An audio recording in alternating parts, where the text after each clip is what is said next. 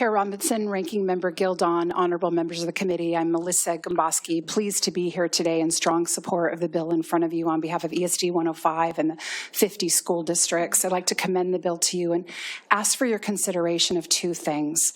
First, let parents decide. Let parents and communities decide if they want simple majority to build schools for their own children. And second, I'd ask for your consideration of fairness in the state of Washington, all our laws. When the voters approved the new stadium for the Seattle Seahawks in 1997, it was with a simple majority. If it's fair for the Seahawks, it should be fair for the students in Yakima and the students in Tri-Cities. When the Mariners Stadium passed the funding in 1995, it was with a simple majority vote of just the Washington State Legislature. It didn't even have to go to the voters. If it's fair for the Mariners, it's fair for the students in Wenatchee, it's fair for the students in Walla Walla. I commend this bill to you. Thank you, Madam Chair, for hearing it. Last year, only 12% of school capital bonds passed statewide. 75% more of these bonds would have passed with a simple majority. Small and rural communities have suffered disproportionately as a result of our supermajority requirement. Our office has received a variety of questions regarding how a simple majority policy could impact the school construction assistance program.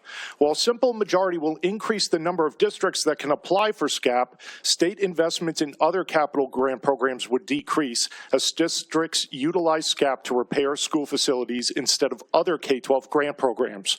With a more accessible SCAP, districts will have the resources necessary to bring their facilities into compliance with state energy performance standards, and districts will save money by avoiding non-compliance fees associated with those standards.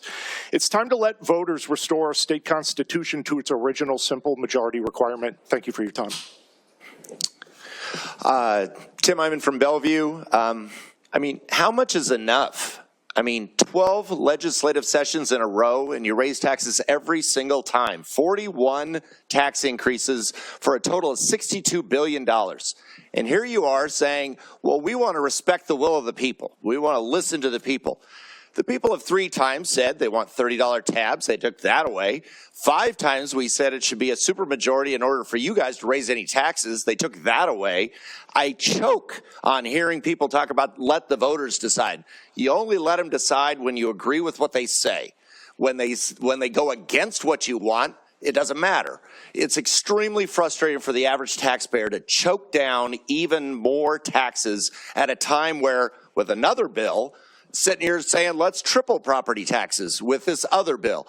This is really, really hard for the average taxpayer to really be able to handle. And I just ask again, how much is enough? At what point can you just finally turn off the spigot and say, okay, we have to make do with what we've got? Thank you for your consideration. Thank you. Thank you. Okay. The reason the 60% passage has been required, in my opinion, is that bonds are long-term debt. They may accumulate rapidly when it's easy to pass them. The 60% passage shows an overwhelming commitment to accepting debt against our property, and majority passage shows who ran a campaign.